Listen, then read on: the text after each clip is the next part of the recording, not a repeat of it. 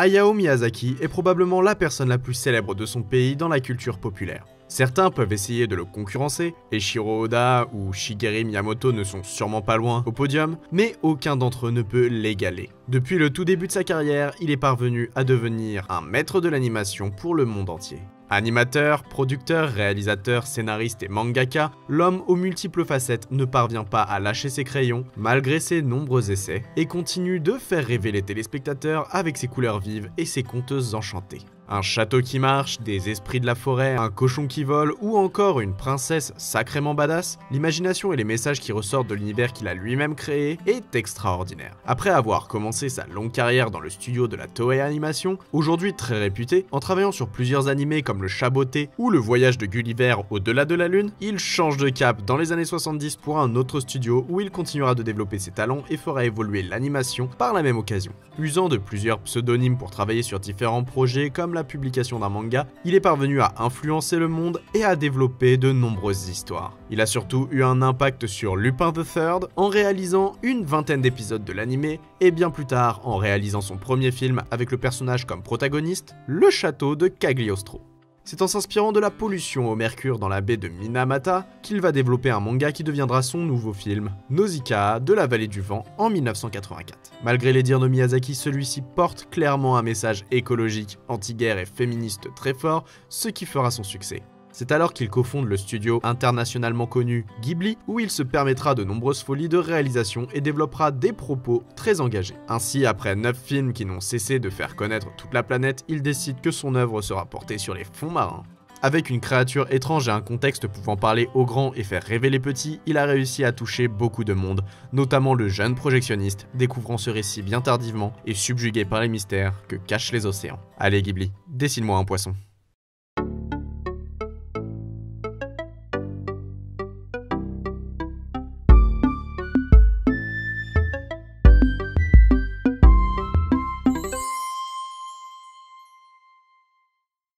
En 1985, notre cher Miyazaki se lie à plusieurs grands noms de l'animation pour fonder le studio Ghibli. C'est entre autres avec son ami de longue date Isao Takahata qu'ils vont réellement se lancer à fond dans le projet pour le pousser à son maximum.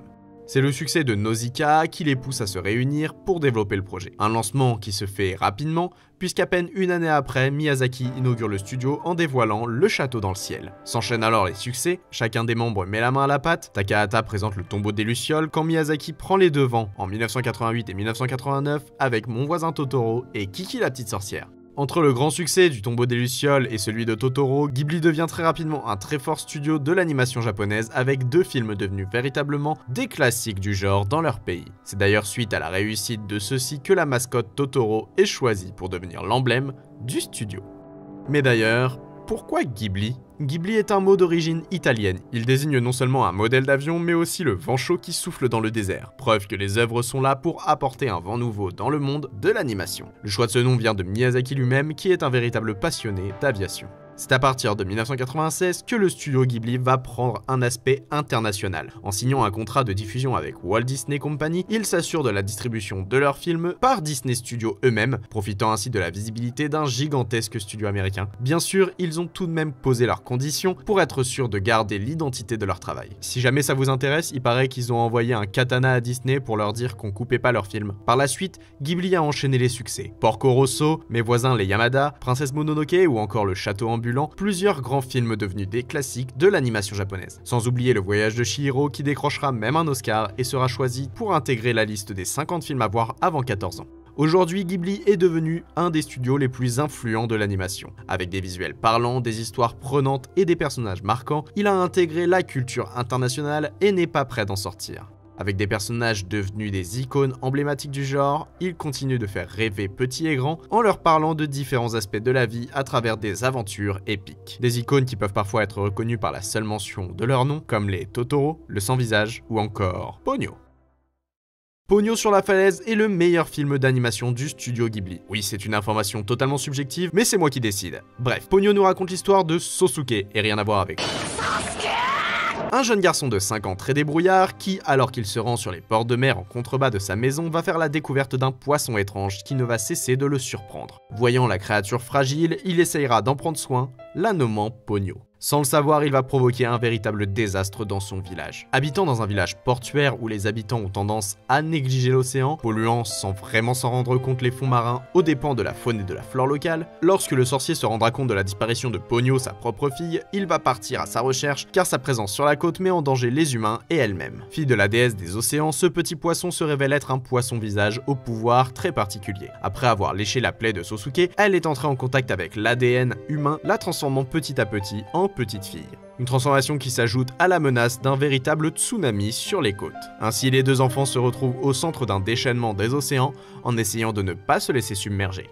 Ponyo sur la falaise est visuellement sublime, avec des dessins à la fois simplistes, ne se focalisant pas sur les détails des personnages et complexes dans son utilisation des couleurs et des lumières, le style graphique du film se présente comme une œuvre à l'aquarelle mouvante. Restant dans cet aspect nautique que nous montre l'histoire, la forme elle-même prend le parti de travailler ses couleurs comme une peinture. De même, le studio n'a pas cherché à créer une eau véritablement réaliste, en effet les mouvements de l'eau sont souvent apparentés à de très gros poissons, bougeant les uns sur les autres et créant une déferlante avant de fondre pour laisser place à une autre vague. Le travail sur le mouvement est un point capital pour le réalisme de ce tsunami. Nous nous retrouvons rapidement perdus dans ce flot de vagues et nous pouvons prendre comme seul point de repère la petite fille en rose, nous aidant à nous raccrocher et à ne pas nous noyer. Ce film est une véritable expérience. Sans réel méchant, nous découvrons simplement le monde des profondeurs d'une manière différente, prenant des inspirations dans les romans et dans la mythologie, comme les œuvres de Jules Verne, dont on a parlé dans une autre vidéo, allez la voir maintenant, ou la déesse Aphrodite, née de l'écume, comme la mère de Ponyo. Le message que porte cette petite fille pétillante est simple. Il nous rappelle simplement que notre passage sur Terre est rapide et que notre impact sur la nature reste malgré tout. L'océan est gigantesque et peut nous submerger à tout moment. Ici, on n'essaie pas de nous faire prendre conscience de notre impact sur la mer, voilà bien longtemps que nous le connaissons et que ça n'a rien changé. En revanche, c'est une sorte d'avertissement que nous vivons, une tentative de réconciliation entre les vagues et l'homme qui les chevauche. Aussi, à travers le prisme de ces deux enfants innocents, nous découvrons qu'il est possible de se rassembler et de changer les choses avant qu'il ne soit trop tard. Ponyo représente un nouvel espoir, incarnant la planète. Il est demandé à Sosuke, représentant de l'humanité, de prendre soin, de chérir et d'aimer Ponyo coûte que coûte, au risque de la perdre. Notre planète souffre et nous sommes son fléau. Soignons-la et prenons-en soin comme Sosuke avant de nous retrouver sous les eaux.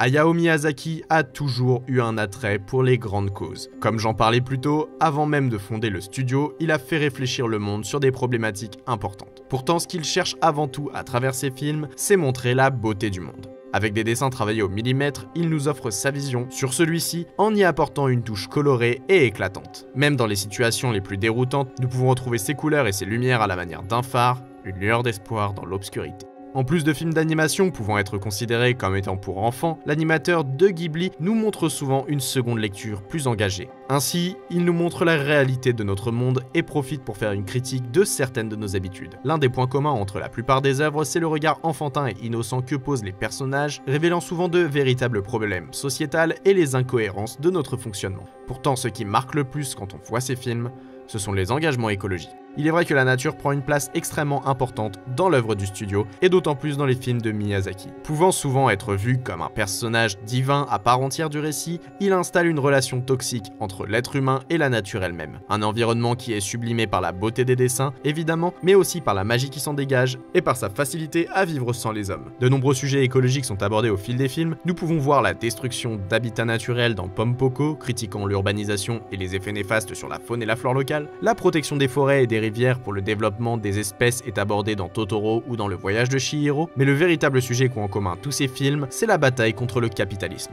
C'est là l'élément qui provoque ces destructions et que nous supportons malgré ces dangers. Le développement industriel de l'homme qui met en péril la nature alentour est un des enjeux principaux de Princesse Mononoke, un film qui nous parle de l'importance de l'équilibre dans notre relation avec l'environnement. En effet, nous pouvons utiliser la nature pour nous développer, mais il ne faut pas négliger de protéger l'écosystème.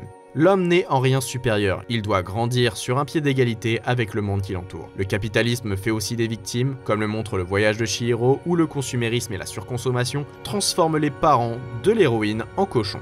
Il faut savoir que les différentes religions qui sont exprimées dans les œuvres du studio s'appuient beaucoup sur la représentation de la nature à travers des esprits. À l'image des naïades ou des satyres dans la mythologie grecque, ce sont des créatures diverses qui personnifient la vie de la forêt, des rivières et de la nature en général, tels que le dieu cerf de Mononoke. Cette méthode permet de donner un aspect d'autant plus divin à l'environnement.